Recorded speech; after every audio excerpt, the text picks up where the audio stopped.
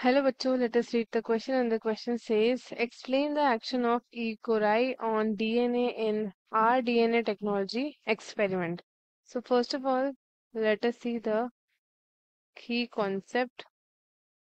So जो key concept होगा हमारे question का that is E. coli.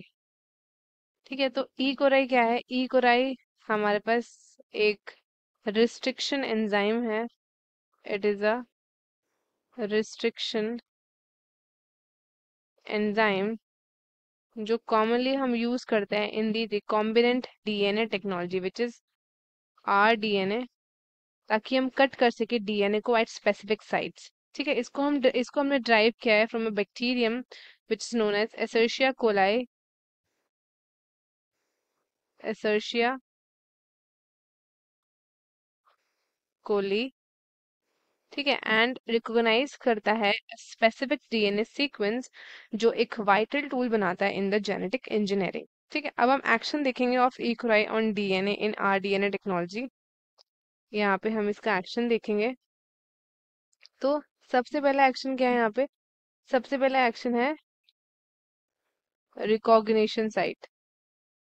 ठीक है, रिकॉग्निशन साइट जो ई कोलाई है ना, स्पेसिफिकली रिकॉग्नाइज करता है हमारा पैलिंड्रोमिक डीएनए सीक्वेंस जो कि होता है आपका 5-GAA-TTC3- on the double standard DNA. ये जो सीक्वेंस होगा ना, ये जो पैलिंड्रोमिक आपका सीक्वेंस है, ये आपका सेम होगा in both the strands of DNA जो हम रीड करते हैं फ्रॉम 5' to 3' डायरेक्शन.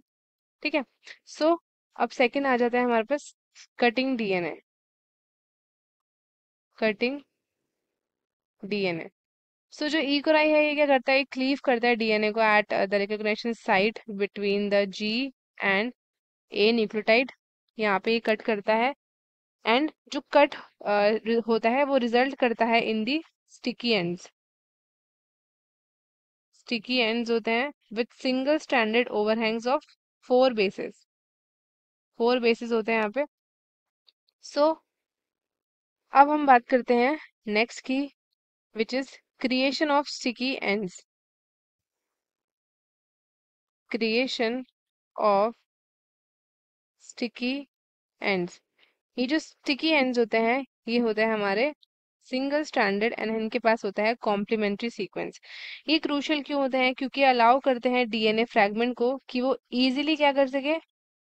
एनिलील कर सके या फिर उसको स्टिक कर सके to the another DNA molecule जो हमें कट किया था with the same restriction enzyme. Also generate करते हैं आपके complementary sticky ends.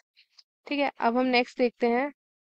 We have recombinant DNA formation.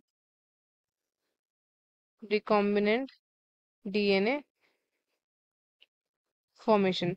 So अगर हम बात करें इन आरएनए टेक्नोलॉजी, जो ई कोलाई है वो यूज किया जाता है to cut both the plasmid vector DNA and foreign DNA, और वो भी at the same recognition sequence, ताकि वो क्रिएट कर सके compatible sticky ends.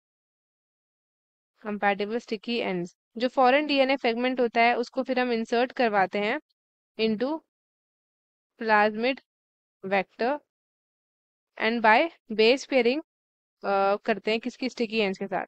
And follow करते हैं by sealing with the enzyme which is known as DNA ligase, ताकि क्रिएट कर सके कंटिन्यूअस डीएनए स्ट्रैंड. सो ये आपका फॉर्म करता है recombinant DNA molecule. Recombinant DNA molecule. So जो ई कोलाई का एक्शन होता है of cutting DNA specific side, ताकि वो क्या कर सके? ताकि वो प्रोड्यूस कर सके स्टिकी एंड्स जो फैसिलिटेट करता है the precise insertion of foreign DNA into the vectors, जो कि एक फंडामेंटल स्टेप है in the process of creating the recombinant DNA cloning के लिए, जीन एक्सप्रेशंस के लिए या फिर अनदर जेनेटिक एप्लीकेशंस के लिए. तो स्टूडेंट्स, आई होप आपको क्वेश्चन अच्छे से समझ आया है. All the best and thank you.